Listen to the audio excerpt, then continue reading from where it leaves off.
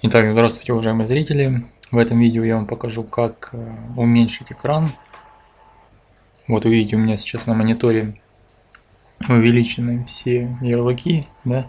Они также увеличены в панели задач, вот, вкладки в браузере и так далее.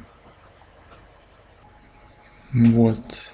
Появляются такие изменения обычно после скачивания или установки каких-нибудь там программ или игр, еще чаще.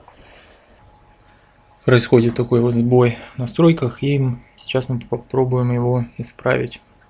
Итак, что нам нужно сделать? Заходим, значит, в панель. Хотя сделаем проще. Нажмем на рабочий стол правой кнопкой мыши. Да, показываю я вам на примере Windows 7. Затем нажмем расширение экрана. Так, и здесь выбираем вкладку «Сделать текст и другие элементы больше или меньше». И переставляем с параметра средний на мелкий. Жмем кнопку «Применить». Понадобится выйти из системы. Я тогда выйду и смонтирую видео, допишу. Итак, жмем «Выйти». Сейчас. Так, вот я снова вошел в систему, и вы видите, что все значки стали прежнего размера. То есть они уменьшились, все отображается корректно.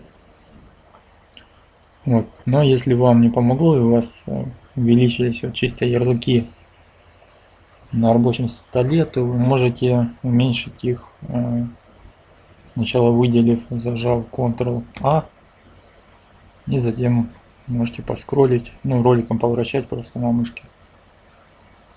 Или изменить размер таким образом.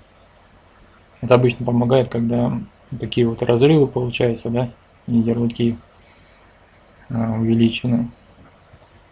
Ну вот, в принципе, и все. Всем спасибо за внимание, всем пока.